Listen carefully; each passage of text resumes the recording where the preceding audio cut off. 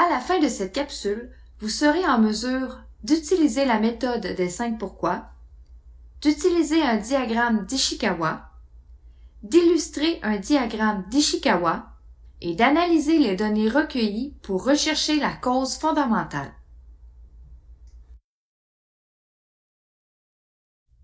La recherche de la cause fondamentale est une étape importante puisqu'elle permet de découvrir ce qui est vraiment à l'origine d'un problème. Il faut toujours partir du principe que lorsqu'un problème survient, ce qui est visible n'est que la pointe émergée de l'iceberg ou encore les symptômes d'une maladie qui s'exprime. Cela ne permet de conclure ni sur son origine, ni sur la façon de la soigner. Toutefois, cela aide à établir des pistes de réflexion et à orienter l'analyse pour poser le bon diagnostic. Dans cette optique, un travail préalable pour clarifier ce que l'on entend par cause peut s'avérer très efficace. Chaque acteur impliqué dans le projet devrait en avoir la même compréhension et la même représentation. Aussi, pour mener une enquête la plus juste possible, il est crucial de veiller à ne pas tomber dans le piège des idées préconçues ou des interprétations plus ou moins fondées de la part des interlocuteurs ou de notre propre part. La limite entre les faits et les perceptions est parfois floue. Cette démarcation est d'autant plus difficile à distinguer quand le niveau de connaissance, d'expérience et d'autorité hiérarchique de l'ensemble des interlocuteurs diffère. Il existe plusieurs façons de procéder pour identifier la cause fondamentale. Soulignons parmi ceux-ci la méthode des 5 pourquoi et le diagramme Ishikawa. Simple et très efficace, les 5 pourquoi permettent de creuser le problème jusqu'à sa source selon 5 niveaux et en très peu de temps. Il offre de plus l'avantage de faire appel à la participation du personnel concerné et d'être donc directement ancré sur la réalité du terrain. Avec le diagramme Ishikawa, les relations de causalité sont présentées sous une forme visuelle. Ainsi, le regroupement des causes en catégories sera visible d'un simple coup d'œil. La méthode des 5 pourquoi est plus simple, tandis que le diagramme d'Ishikawa est plus complexe.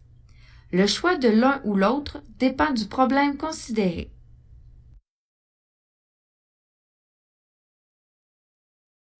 Les 5 pourquoi est un outil relativement simple mais d'une grande puissance. Il est très souvent sous-estimé. Les 5 pourquoi sont à différencier des 5 W qui est un autre outil. 5W est l'acronyme anglais pour Who, What, Where, When and Why, qui se traduit en français par qui, quoi, quand, où et pourquoi. La méthode des 5 pourquoi consiste à poser la question pourquoi devant un problème et une fois la réponse obtenue, à demander à nouveau pourquoi une deuxième, troisième, quatrième et cinquième fois. Le but de ce raisonnement est de s'éloigner des interprétations et des solutions toutes faites.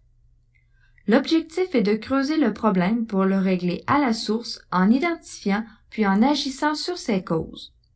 Cette logique permet souvent de déployer des solutions beaucoup plus simples que celles anticipées à l'origine. Elle permet également de satisfaire le besoin de base du client qui pourrait parfois l'exprimer en termes de solutions.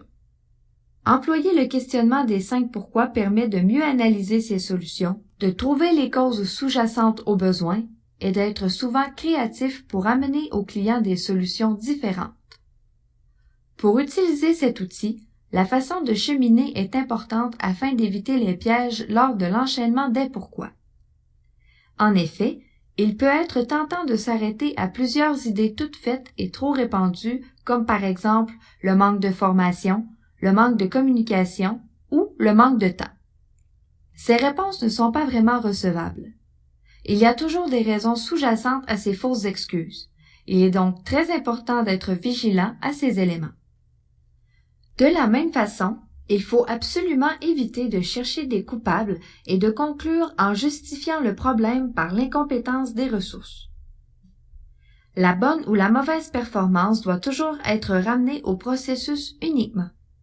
Ce ne sont pas les gens qui font des erreurs, mais le processus au sein duquel ils travaillent qui permet à cette erreur de se produire. La démarche vise vraiment à se placer dans un mode de soutien et non dans un mode de recherche d'un coupable. Un processus défaillant est un tout qu'il faut décomposer en gardant la plus grande objectivité possible. Finalement, dans le cadre de cette méthode, il ne faut pas négliger l'importance d'impliquer le personnel. Cet aspect est vraiment essentiel à leur appropriation de la solution. Cet exemple illustre une situation assez courante en milieu organisationnel ou dans les maisons. Le problème de départ est « je n'ai pas assez d'espace de rangement ». À la première question, pourquoi n'y a-t-il pas assez d'espace de rangement? La réponse obtenue est « j'ai beaucoup de matériel ». Et pourquoi y a-t-il beaucoup de matériel? La raison établie est qu'il vaut mieux en garder au cas où des situations pourraient se présenter et pour lesquelles il y aurait un besoin pour tel ou tel matériel. En continuant de creuser, on demande pourquoi y a-t-il besoin de stocker ce matériel? Il ressort une crainte de ne pouvoir se procurer le matériel nécessaire dans un court préavis. Il pourrait y avoir ici une autre cause de même niveau, comme le matériel a déjà été acheté. Chacune de ces deux sous-causes ont elles aussi leurs racines. Si l'on creuse un peu plus et qu'on demande pourquoi ne peut-on pas se procurer le matériel dans un court préavis? La réponse est parce que mon processus de commande est trop long. Et pourquoi mon processus de commande est-il trop long? Parce que je passe la commande seulement mensuellement.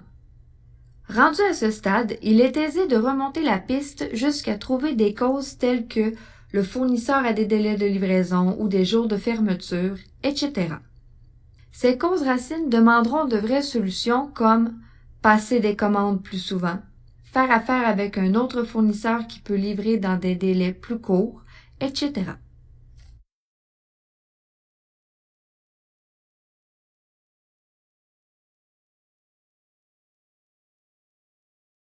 Voici un deuxième exemple se rapportant au domaine des TI. Un utilisateur énonce le problème suivant. J'ai besoin de bloquer une fonction dans mon application. À la question « Pourquoi faudrait-il bloquer cette fonction dans l'application ?» La réponse pourrait être « Parce que si un employé pose une action erronée dans cette application, ce serait absolument désastreux. » On pourrait alors demander « Pourquoi l'employé poserait cette action? » Ceci ouvre une avenue à la zone du piège parce qu'il n'est pas formé, parce qu'il n'est pas compétent, parce que c'est un nouvel employé. En fait, cette discussion doit absolument être réorientée vers le système.